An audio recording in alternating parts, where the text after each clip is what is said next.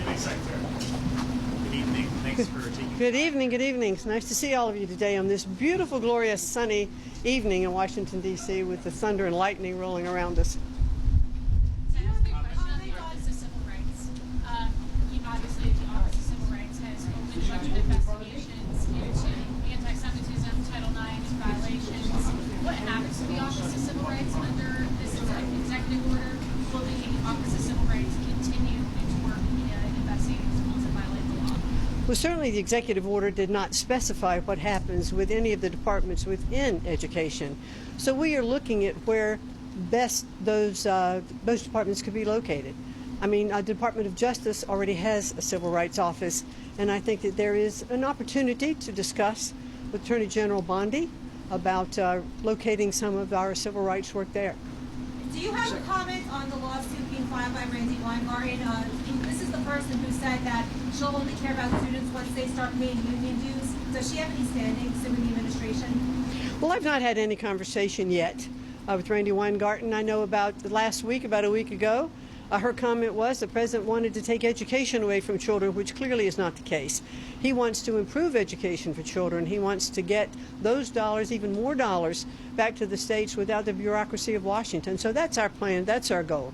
I'd be glad to meet with her and talk to her about that. Madam Secretary, can you talk about what will happen to some of the employees who are part of the DOE as you kind of shrink the department, ultimately looking to close the department? What will happen to these employees? Have you discussed, what the next plan will be for all of these employees? Well, thank you so much for asking that, because last week we had we did terminate almost half of the Department of Education. We did it thoughtfully. We looked to see where duplication was in the departments.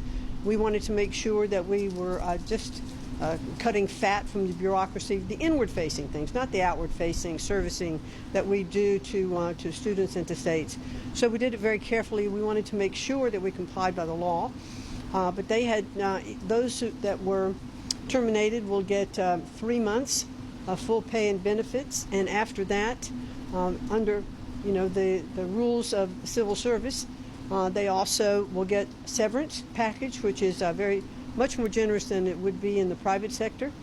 And then also there's accrued sick leave and unused leave that they will also get paid for. So, you'd like to provide as soft an off-ramp as you can, because after all, it's not easy, and I've done it in the private sector too. It's really not easy to terminate people. Secretary, President Donald Trump wants to send education back to the states. Education originally, but it begins in the home with the nuclear family, and the nuclear family in this country has been decimated. We got a fatherless crisis going on in this country.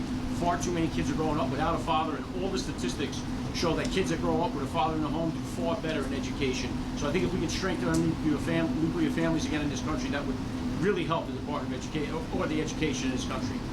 Well, unfortunately, I can't do anything about reestablishing the nuclear family.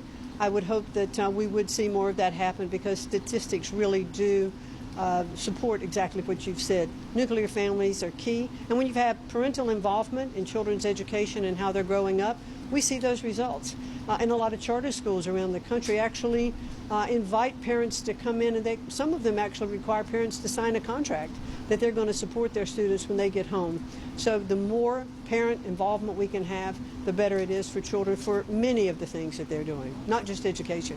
I just spoke with one of the governors who was at the signing of the executive order, and he said he would like to see the money that's coming into the states from the DOA just then come in with no strings attached. How do you view such a request? Well, first of all, you said the DOE. That could be interpreted to be the Department of Energy. Pardon me. So we're the Department of Education, and I think always governors would always like to see funding without any strings attached. But that is the goal of the president too, is to have as few strings and regulation as possible.